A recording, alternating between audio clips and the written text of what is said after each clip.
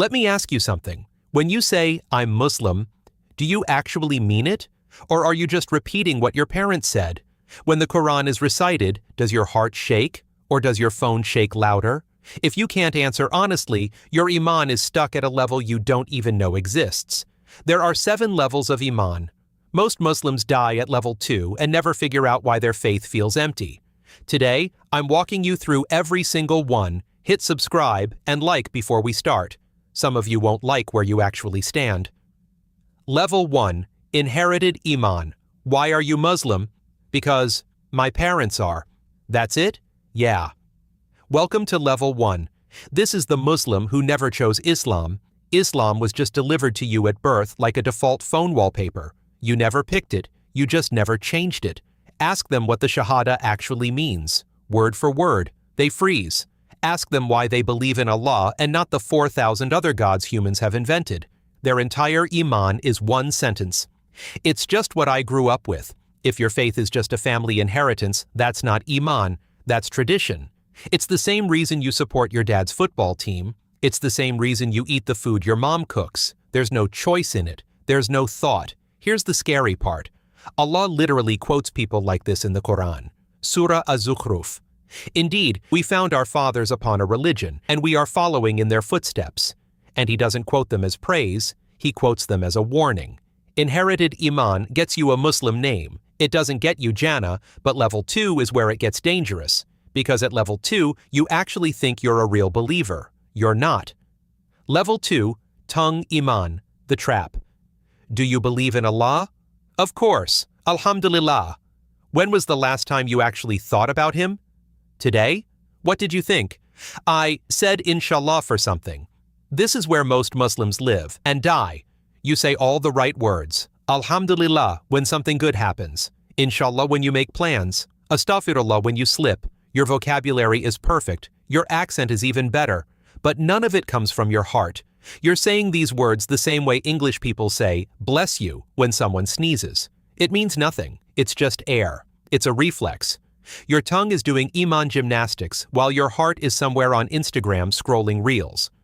This is exactly what Allah called out in the Quran.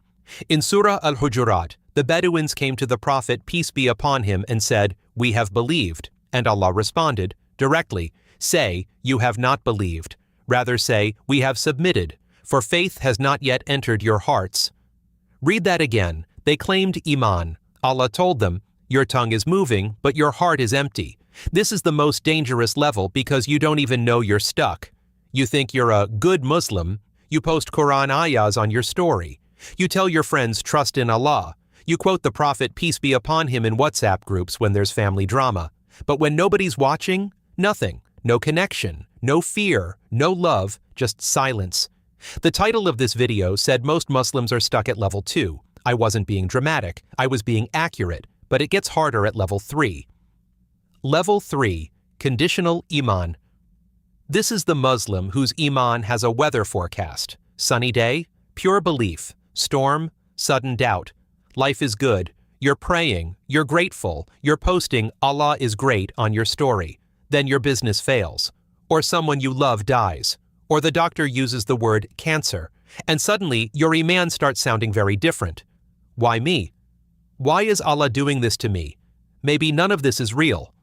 Allah described you exactly. Surah Al-Hajj.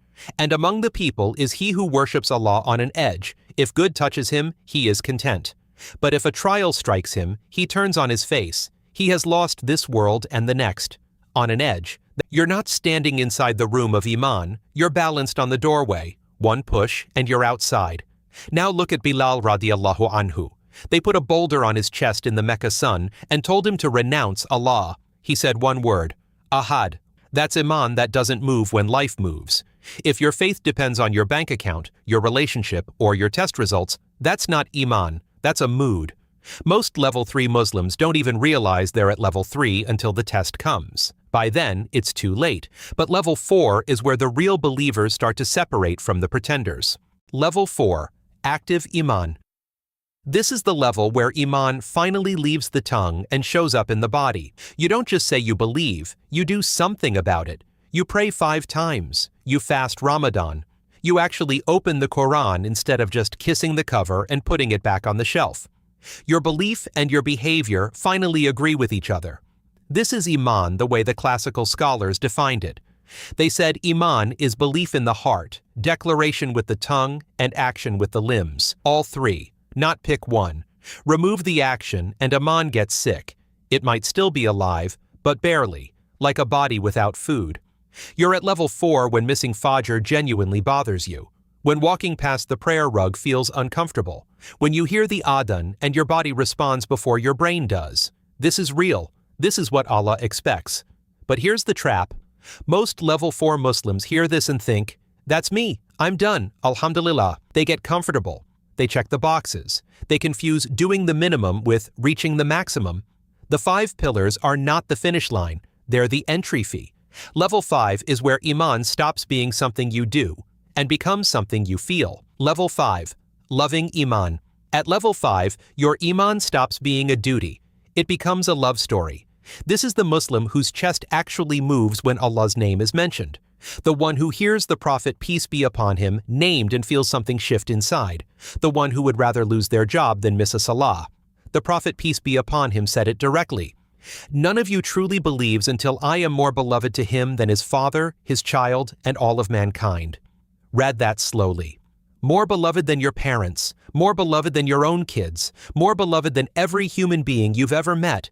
If someone insulted your mother, you'd react in a second. But when someone mocks the Prophet, peace be upon him, on the internet, do you feel anything, or do you just scroll past? That's how you know what level you're on. At level 5, prayer changes. It stops feeling like a 4-minute task. It starts feeling like the only 4 minutes of the day where you can actually breathe. The Quran changes too. Suddenly you're reading and your eyes get wet without warning. Verses you've heard 100 times finally hit.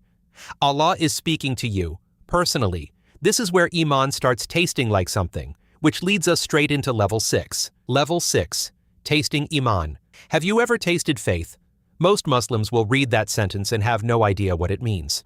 The Prophet, peace be upon him, said something that should stop every Muslim in their tracks. He said, 3 things. Whoever has them will taste the sweetness of Iman. Taste it, like food, like honey on the tongue. He listed 3 things. That Allah and His Messenger are more beloved than anything else, that you love a person purely for Allah's sake, and that you would hate to return to disbelief the way you'd hate to be thrown into fire. If you've ever felt that, even once, you've touched level 6. This is the Muslim who cries during tahajjud at 3 a.m. while the city sleeps. Not because they're sad, because they're full, because they're talking to Allah in the dark and there's nowhere else they'd rather be. They don't watch Islamic lectures for motivation anymore. They live in a state of motivation. They don't ask, how do I increase my Iman?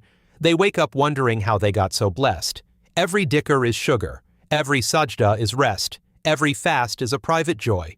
This level is rare. Most Muslims never get here, not because they can't, because they stopped trying after level 4. But there's still one level above this. The level the Prophet, peace be upon him himself, called the highest station of all. Level 7. Witnessing Iman, Ihsan. This is the level you reach when Iman becomes a presence. The Prophet, peace be upon him, defined it himself. The angel Jibril came to him in the form of a man and asked, what is Ihsan? The Prophet, peace be upon him, said, to worship Allah as if you see him, and if you do not see him, then know that he sees you. That's level 7. You're not praying to Allah, you're praying as if you're standing in front of him, every word measured, every movement intentional, because you genuinely feel watched, not in fear, in love. This is the Muslim whose laughter is halal, whose anger is halal, whose silence is halal. Every breath has Allah in it. Look at the companions. Abu Bakr radiallahu anhu gave away every penny he owned and walked back to his family with literally nothing, because he trusted Allah more than his savings account. Umar radiallahu anhu cried in salah so loudly people 3 rows back could hear him. Uthman radiallahu anhu bought a single well and gave the entire town of Medina free water for centuries. These weren't superhumans. They were people who reached level 7. And here's the part nobody tells you. This level isn't reserved for prophets. It's not reserved for scholars. The door is open. The door is unlocked. You just have to actually walk through it. So go back to the question I asked you at the very beginning. When you say, I'm Muslim, do you actually mean it? That answer, at any level, tells you exactly where to start.